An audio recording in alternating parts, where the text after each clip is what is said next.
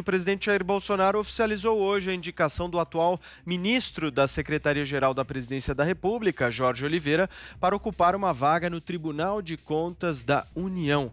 A indicação havia sido antecipada pelo chefe do Executivo em reunião interna na última segunda-feira.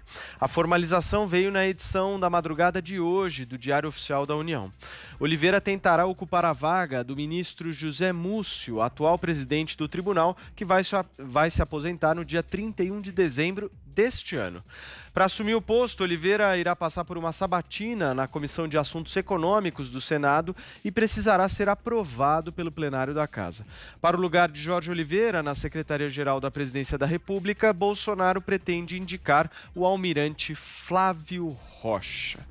Josias de Souza. Esse era um nome que era cotado, inclusive, para o Supremo Tribunal Federal, né? É isso mesmo, é isso mesmo. A ascensão do ministro Jorge Oliveira, hoje ele é ministro-chefe da Secretaria-Geral da Presidência, para uma poltrona lá no Tribunal de Contas da União, ela está mais associada ao compadrio do que à meritocracia. Ele ganhou essa sinecura vitalícia no TCU como prêmio mesmo de consolação por não ter sido indicado para a vaga de Celso de Mello no Supremo Tribunal Federal. O Jorginho, como o presidente chama esse seu auxiliar, é filho de um velho amigo do Bolsonaro, ex-assessor dele, no tempo em que ele ainda era deputado federal. O ministro conviveu na intimidade com os filhos do presidente, foi chefe de gabinete do deputado Eduardo Bolsonaro, e no Planalto, o Jorginho acumulava a Secretaria-Geral da Presidência com a subchefia de assuntos jurídicos. Ele tem uma formação como advogado, mas essa formação não impediu que ele cometesse algumas barbeiragens que deixaram muito mal o próprio Bolsonaro. No tropeço mais primário cometido por ele, ele permitiu que fosse reeditada uma medida provisória no mesmo ano em que o Congresso já tinha rejeitado aquela proposta, algo que a Constituição proíbe. Essa medida provisória transferia a Fundação Nacional do Índio, que é um órgão do Ministério da Justiça, transferia para a pasta da Agricultura. Não a fundação completamente, mas uma das principais atribuições dela, que é a demarcação de terras indígenas. Aí, evidentemente, isso foi questionado, a reedição de uma medida provisória já rejeitada foi questionada no Supremo e rendeu ali ao governo um vexame de uma derrota por unanimidade, com direito a lições de moral ali de vários ministros.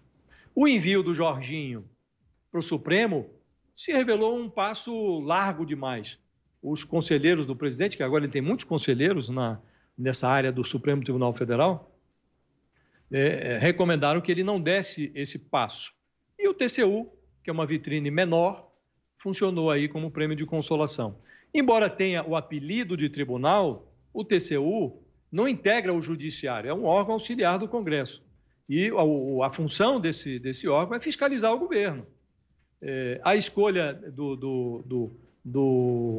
dos ministros do TCU ela é feita em rodízio. Ora o Senado indica, ora a Câmara indica, ora a Presidência da República indica. E agora é a vez do Bolsonaro. E o presidente repete uma velha praxe de tratar o TCU como um cabide de emprego para amigos convenientes, para apadrinhados convenientes. E o Bolsonaro pede ao país que se finja de cego para acreditar que Jorginho vai ser um grande fiscal dos desvios da República. Thaís Oyama. Eu discordo um pouco do Josias em alguns aspectos e já vou dizer por quê. Mas é fato que o ministro Jorge Oliveira, mais conhecido por Jorginho, né, assim chamado pelo presidente e por seus filhos, ele era o sonho dourado do presidente Bolsonaro para o STF, porque ele é 99,9% de confiança no entender do presidente, né? Ele foi praticamente criado lá com os filhos do presidente, é um pouco mais velho que o mais velho dos filhos dele e é praticamente um agregado da família e goza de toda a confiança do presidente Bolsonaro. Então, por este motivo e só por este motivo, ele era o nome preferido do presidente para o STF. O que aconteceu foi que o STF deixou muito claro, por meio de emissários e por meio de conversas com os ministros com os quais o presidente presidente tem proximidade, que o STF não estava gostando nada dessa ideia, porque considerava o currículo do Jorge Oliveira muito insuficiente para a vaga no STF. A vaga do decano, ainda por cima, né? A vaga do Celso de Mello. De fato, o Jorge Oliveira, ele tem um currículo muito modesto, bastante singelo. Ele é um major aposentado da Polícia Militar, daí ele se formou tardiamente, até para a idade dele, em Direito, pelo Instituto de Educação Superior de Brasília. Ele se formou em 2006, mas só foi pegar a primeira causa dele em 2013. E desde então, ele advogou muito pouco, mas quebrando galhos assim, para amigos, em geral amigos militares, PMs que se metiam em algum problema com a justiça, esse tipo de coisa. Então, ele absolutamente não tem um currículo portentoso e dificilmente ele passaria por aquele critério do notório saber jurídico, né? Então, os ministros do STF deixaram isso muito claro e o presidente foi obrigado a recuar na tentativa dele de indicar o Jorginho para o STF. O próprio Jorginho também, eu soube no Palácio do Planalto, não estava muito à vontade com essa possibilidade de ser indicado. Ele tem, talvez mais que o presidente Bolsonaro, ciência das limitações dele, tanto assim que também me contam fontes do Palácio do Planalto, que ele não quis ser ministro da Justiça e era ele a primeira opção do presidente Bolsonaro quando saiu o ministro Sérgio Moro do governo. Então, o presidente tinha no Jorginho de novo a primeira opção e foi o Jorginho quem pediu ao presidente que não fizesse essa indicação porque ele não se achava preparado.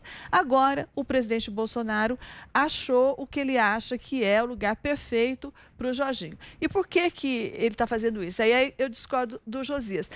Bem mais, na minha opinião, do que para dar um prêmio de consolação para o filho aliado. O presidente Bolsonaro, ele já deu mostras de que ele não é assim uma pessoa tão grata, né? Muitas das vezes, inclusive, ele passa uma rasteira nos seus aliados. Então, esse tipo de lealdade, de compromisso, o presidente não mostra muito, não. Por isso que eu acho que é bem mais do que uma tentativa de dar um prêmio de consolação para o Jorginho.